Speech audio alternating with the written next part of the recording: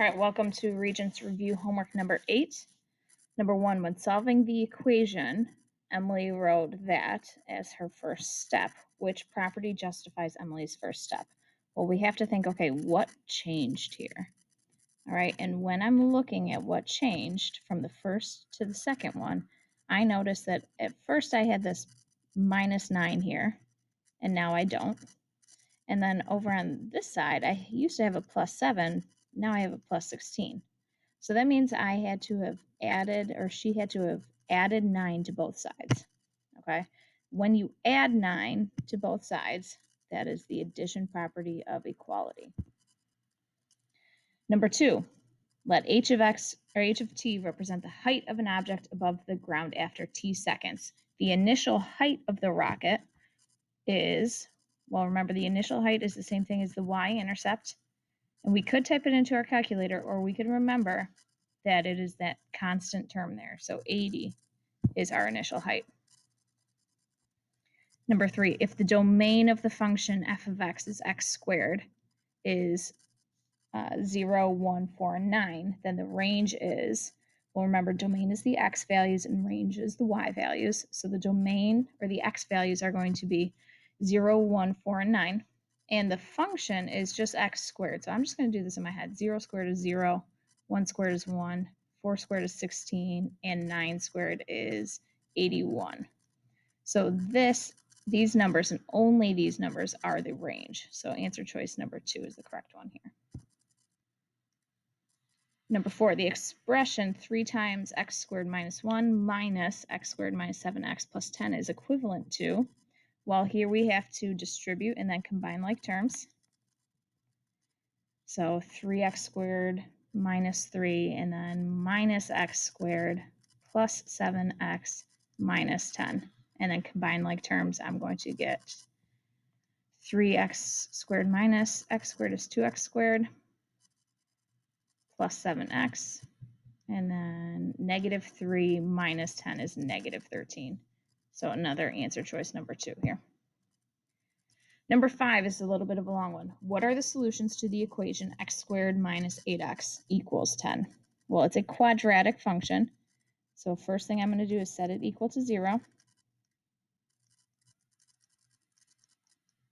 Remember, solutions are just the zeros, the answer. So we are going to be solving this. So we need A, B, and C, and we need to put it into the quadratic formula. All right, so really we're going to have x equals -8 plus or minus the square root of -8 squared minus 4 times 1 times -10 all over 2 times 1. And that gets me, when I put it into my calculator, pause the video so you can do this now, that gets me 9.099 and -1.099. All right. Now, these answer choices have square roots in them. So in order to find which one matches, we need to use our calculator, okay? And we're going to do 4 plus the square root of 10, and then 4 minus the square root of 10. And we find those two decimals do not match the decimals that we found. All right, so keep going. Plug into the calculator to find the decimal versions.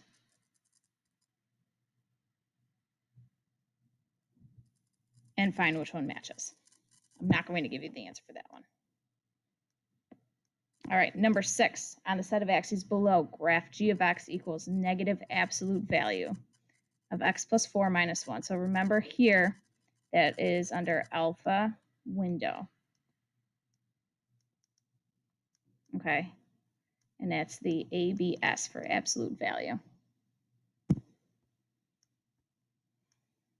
And when I do that, okay, again, these have symmetry, so I'm going to be looking for my vertex here, or my maximum and my minimum, and I'm going to plot the points. I need to remember to connect the dots and put arrows.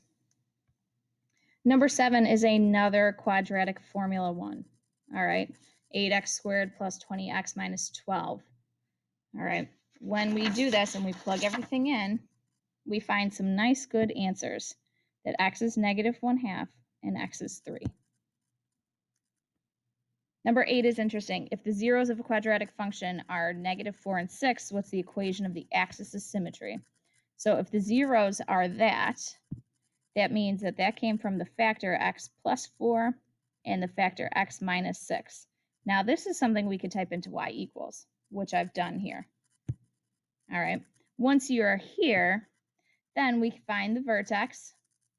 All right, so the vertex is at 1, -25. And I remember that my axis of symmetry goes through the vertex, and it's an x equals. So it's x equals 1 is the axis of symmetry here. All right. Number 9, the manager believes a set of integers would be most appropriate for this model. Explain why he's incorrect. He is incorrect because the set of integers includes negative numbers. But we don't want negative numbers because we're talking about t is time. Use a full sentence there, but I'm running out of time. State the interval for which the number of pair of jeans sold is increasing. Increasing means going up. All right. And that vertex or that maximum point there is when time is 6. So it is increasing from time is 0 to time is 6, or from 0 to 6 hours. And finally, determine the average rate of change between the 6th and the 14th hours. Okay, we find those points on the graph, and then remember, average rate of change is the slope between those 2 points, and we're going to subtract up. So 0 minus 120 over 14 minus 6. All right, and we end up with -15.